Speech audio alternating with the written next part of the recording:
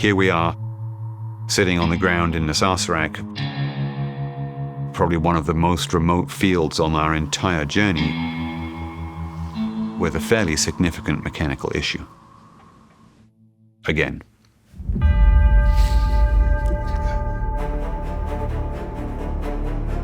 Saareaq in Greenland in general is not a place where you want to be delayed.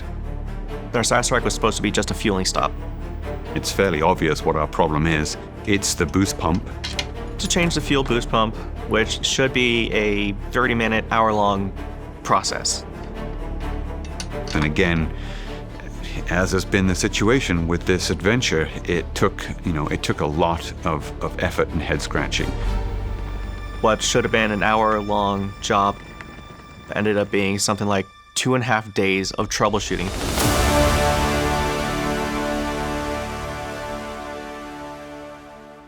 It's an interesting thing with airplanes of this age. After you fly it a while, you begin to expect maintenance problems. It's just a characteristic of an 82-year-old airplane.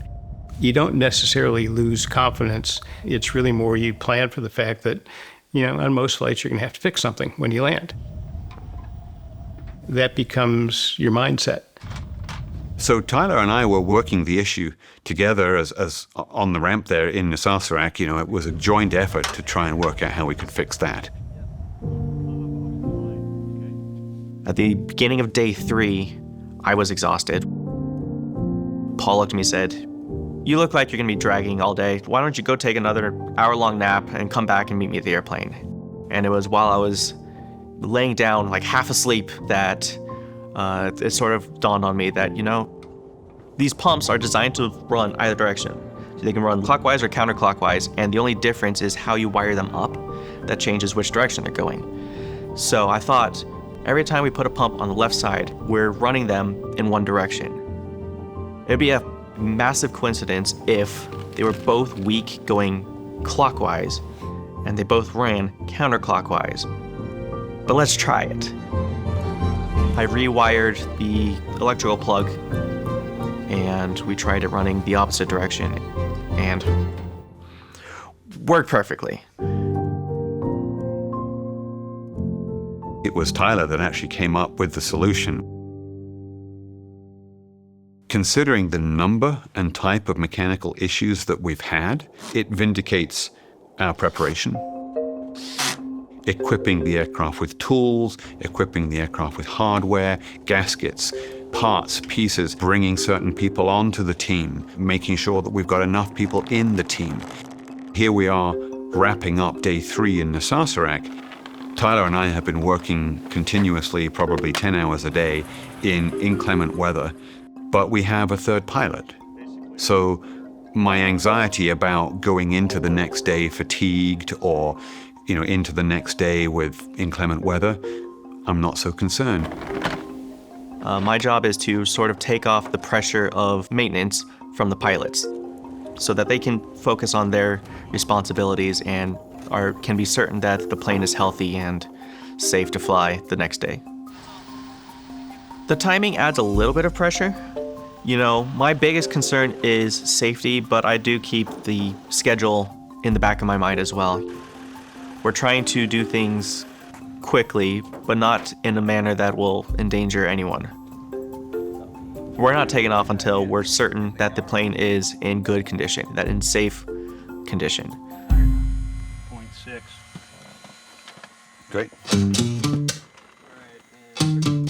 As soon as we got the system working and everything back together and leak checked, and we called the crew and the passengers and said, "All right, get on board, we're leaving."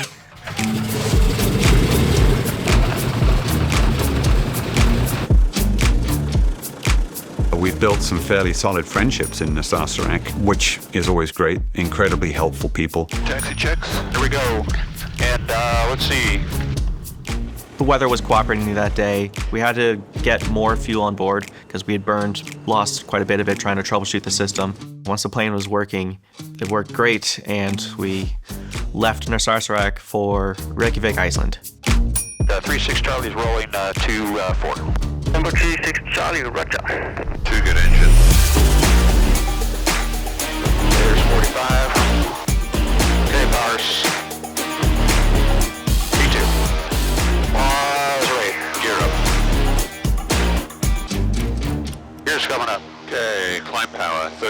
which is 23.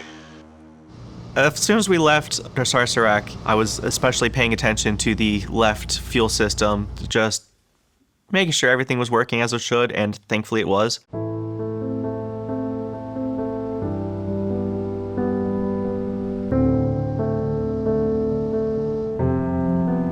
Number 8336 Charlie, next frequency, Nuke information 121.3. So long. 36 Charlie. Thank you for your help. So long. The color of this ice is incredible. Now nobody's on their iPhones in the back today.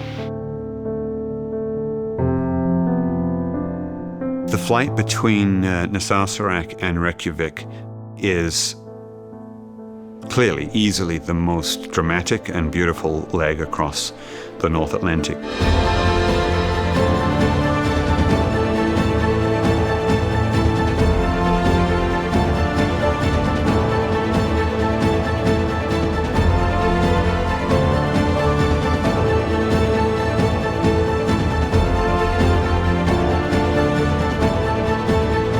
When you leave Saaresuaq headed eastbound, you have to cross the ice cap. The ice cap in good weather is unique. There's nowhere else in the world that looks like it. The ice cap is 11,000 feet high, but it's just this smooth dome. It's like the cap to the world.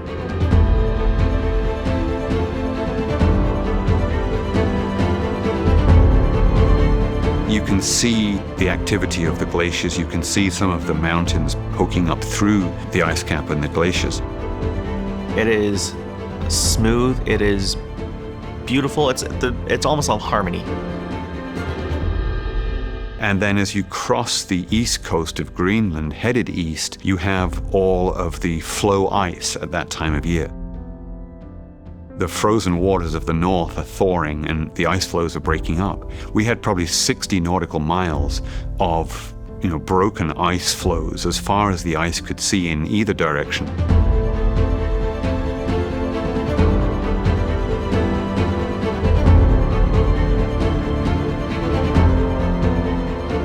The sites over Greenland are pretty unique. There are very few places where you get to see that type of geography, and particularly from an airplane that's flying within a few thousand feet of the surface. It's a unique experience.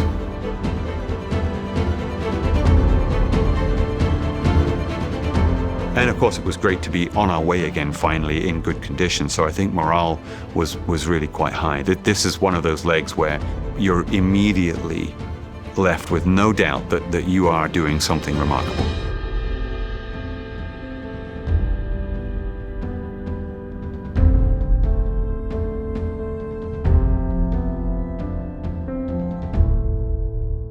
We were battling our way across the North Atlantic, battling weather, delays, and mechanical, but we were still swinging, right? We were still in the fight.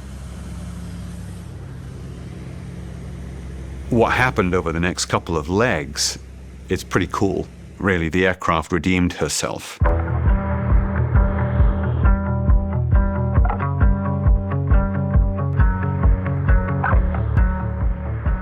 After you've left Greenland and got to Iceland, that was a big sigh of relief.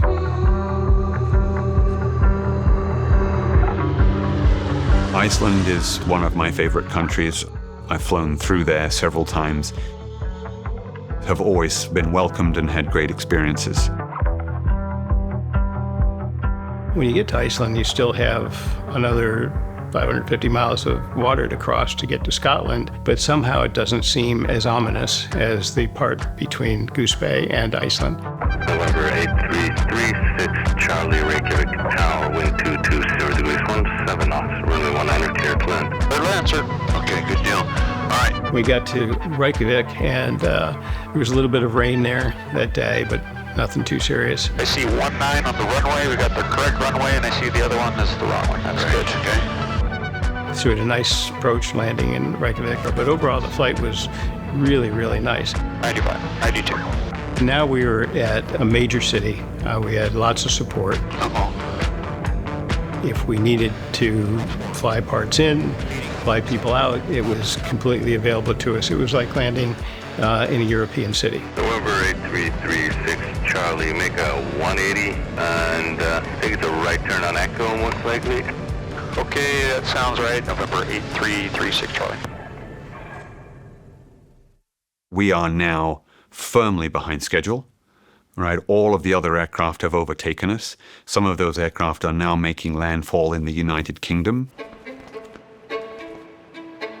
We initially had planned for a full day of maintenance in Reykjavik.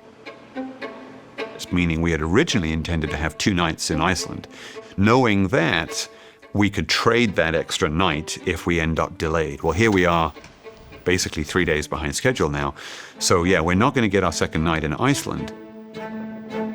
The original plan was to land in Wick, Scotland, which was the sort of the last stop on the original route across the North Atlantic. We had the problem that Wick, which was our intended destination, was fogged in. It was cloudy, it was foggy, it was raining, it was not viable landing there safely. But Spirit of Douglas provided us with the solutions that we needed to catch up on the schedule.